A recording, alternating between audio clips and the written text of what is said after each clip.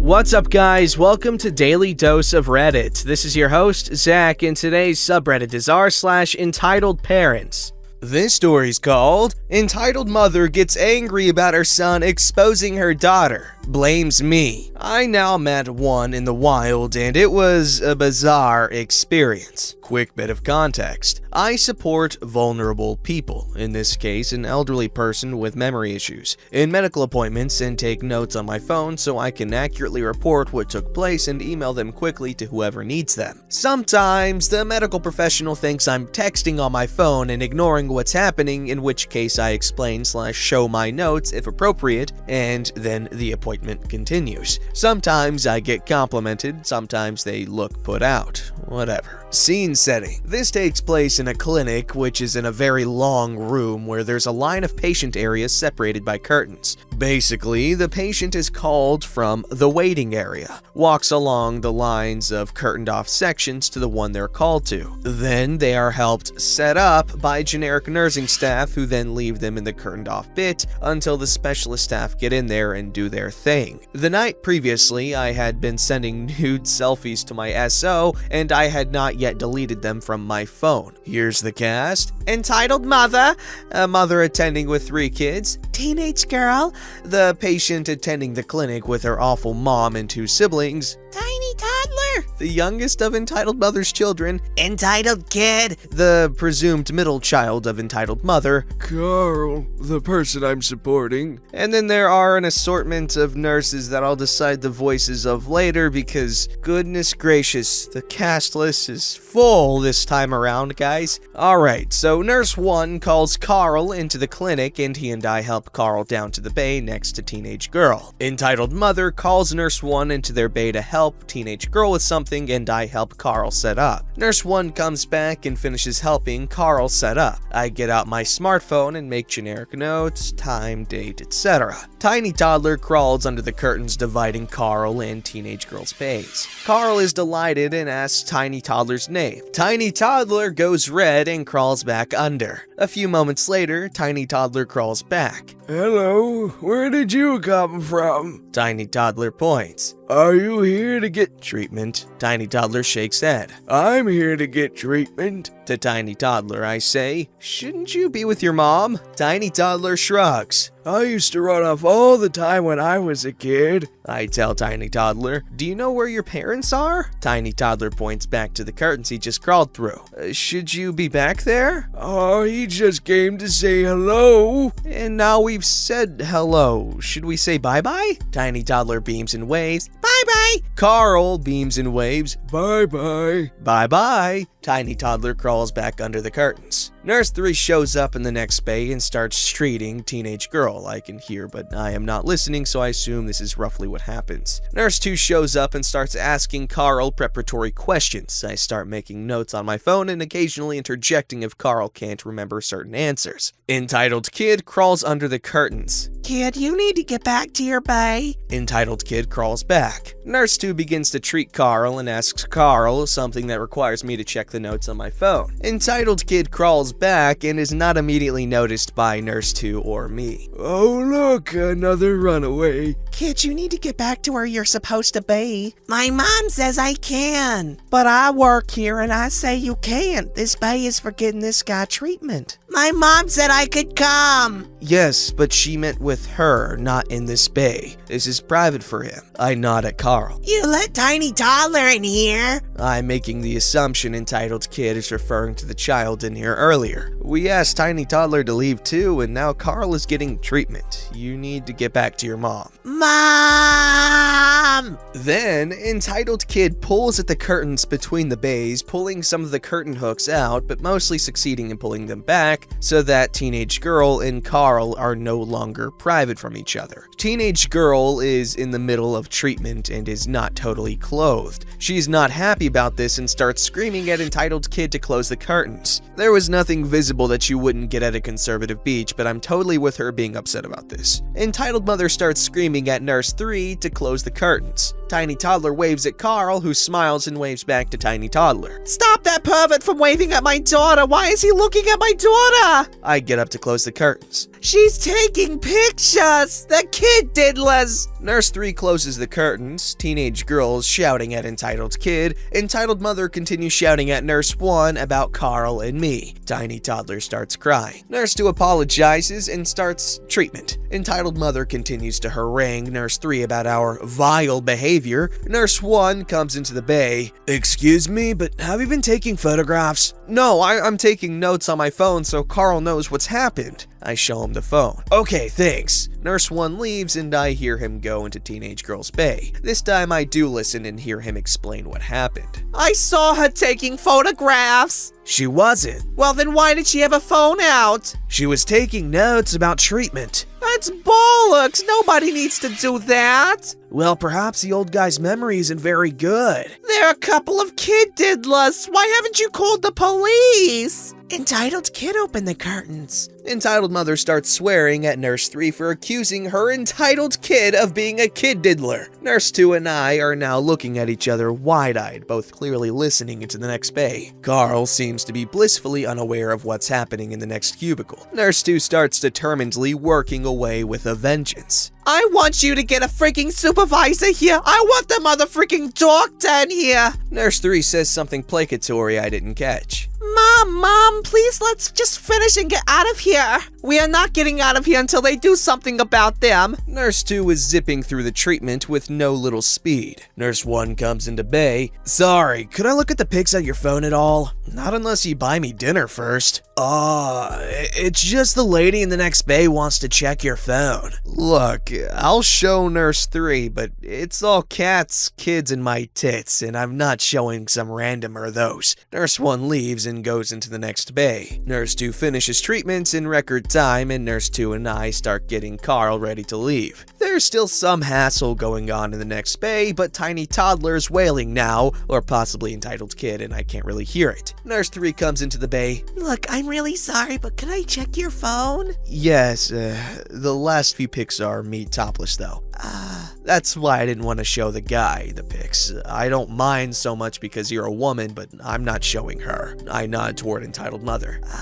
Look, if it'll help shut her up, you can see the pics, but whatever you're okay with. No, I'm not doing this. She goes back into bay. Carl is now getting ready to go, and Nurse 2 is desperately trying to get us out of there. But as we're leaving, Entitled Mother steps out of the bay in front of me, between me and Carl. Call the frickin' police on them! Nurse 3 is trying to get her back into the bay. I want those freaking pictures on your freaking phone! I need you to move. I'm here to support that gentleman, and I need you to move now. Freaking Karas can't afford phones like that. Bet you have freaking prosy. I need you to move. Carl, completely oblivious, is now on the other end of the room on his own. Freaking kid diddler prosy. Mom! I'm sorting this out, teenage girl. I attempt to slide past while she's distracted. Call the freaking police, she's getting away. Yes, call the police. My name is OP. You can get a hold of me at local hospice. Now I need to help him. I pelt past Entitled Mother to where Carl is actually doing fine and utterly unaware of the situation. Entitled Mother is fish-mouthing, presumably because she now thinks Carl is dying. I am working at the hospice, just not with Carl. Nurse 1 says to Entitled Mother, "Come and sit down. We've called the police." From the look I got from Nurse 2, I think the reason the police were called has nothing to do with me. Certainly, I haven't heard anything. Okay, my question is, why did Entitled Mother feel the need to bring her entire brood with her daughter that's getting an obviously somewhat intimate treatment, at least with children around? In fact, bringing children to a hospital when you're gonna be in like a shared room is often not a good idea at all, unless they're like really well behaved, which of course every entitled freaking mother is gonna believe that their child is because, well, they're stupid. Alrighty, this next story is called, "And Scissors Cost How Much?" You know the drill. Here's the cast. Entitled Mother. Entitled Crotch Goblin. Me, your humble narrator. Okay, let's start with the situation. My workshop is located in an office building no longer in use, but you're using it. As a result, they opened it up to various smaller companies to work there. I only recently opened the workshop at this location and am still very busy with moving as well as getting to know what everyone does. They are mostly online shops and artists who have a room there. The hallways where I have my office is locked off with an access code. It started on a Sunday. I like working on Sundays because there's nobody in the building, so music on and start working. What I do in my workshop is working with leather, faux furs, and faux leathers. So I have an array of knives, scissors, needles, punches, and pliers that would not be misplaced in a Lovecraftian horror scene. Only I needed to go to the bathroom, so I closed the door, but I did not lock it. In hindsight, I should have locked it, and from now on I do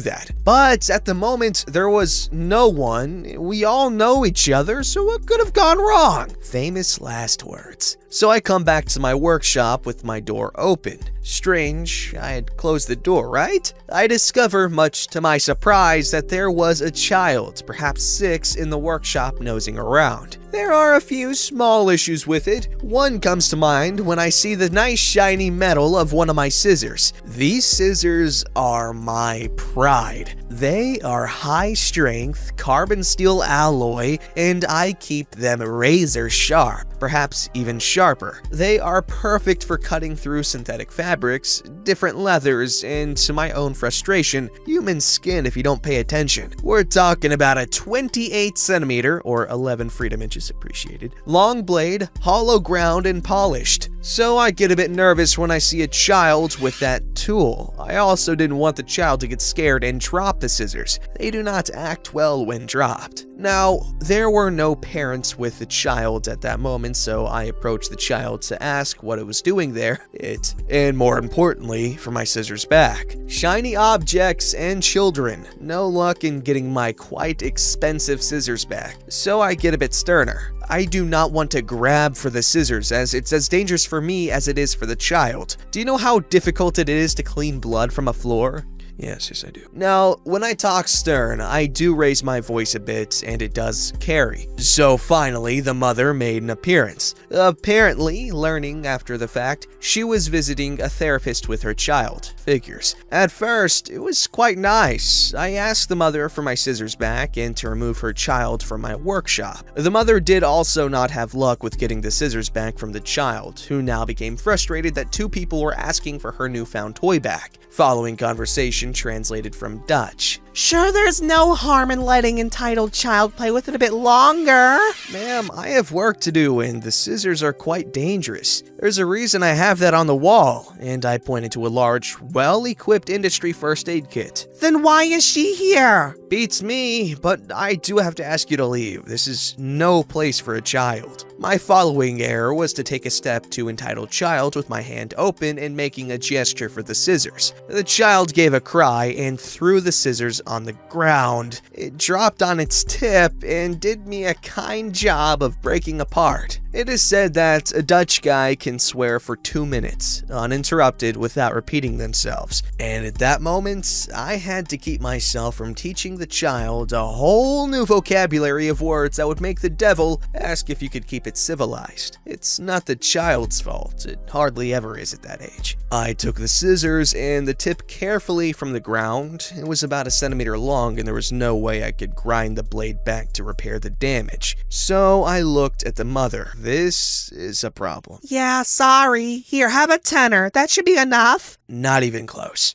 These scissors cost me about 120 euros a piece. That is 120 euros wholesale price, not retail. I want it replaced, not to make a profit on it. For a moment, I saw her soul leave her body. Well, you shouldn't have left your door open. Technically, she was right, but technically, you should always watch your child. The door was closed, just not locked. I do ask for some compensation for the breaking of my tool, since you are responsible for your child. a child who was looking with tears in her eyes to the scissors I was holding. "No, you will not get it, demon spawn." I do not know why, but she calmly took some cash from her wallet, threw it at me with the words, "Take your bloody money," and left with roughly pulling on entitled child's arm, who started to cry at this point. The only consolation is that what she threw at me was a bit more than the cost of new scissors, so technically I made a profit. Hey, a good ending to a story. That's pretty nice. You made a profit, the mother and the child are out of your lives, and you've learned a very valuable lesson. Always keep your doors locked when there is potential for entitled crotch goblins to find their way into your workshop and break your leather scissors and stuff. You know how it is. But then again, you did make a profit, so is there really a lesson to be learned here? And if there is it to leave your doors locked or unlocked? And it's a joke, guys, don't take it seriously. Obviously, lock your crap because you might not be so lucky.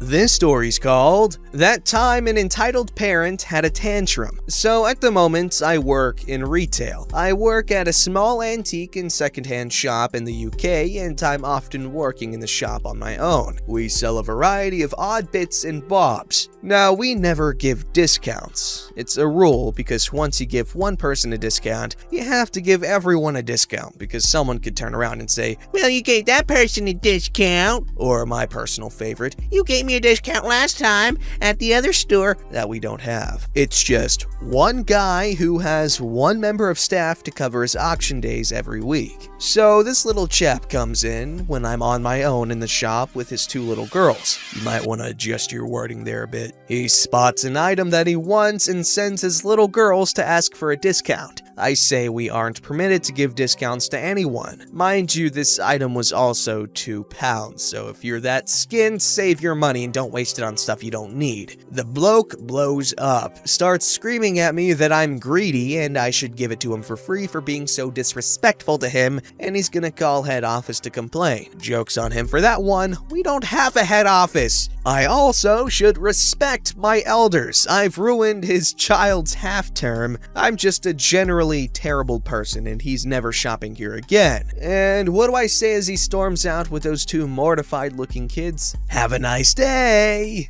Don't forget to like, subscribe, and hit that bell to never miss an episode.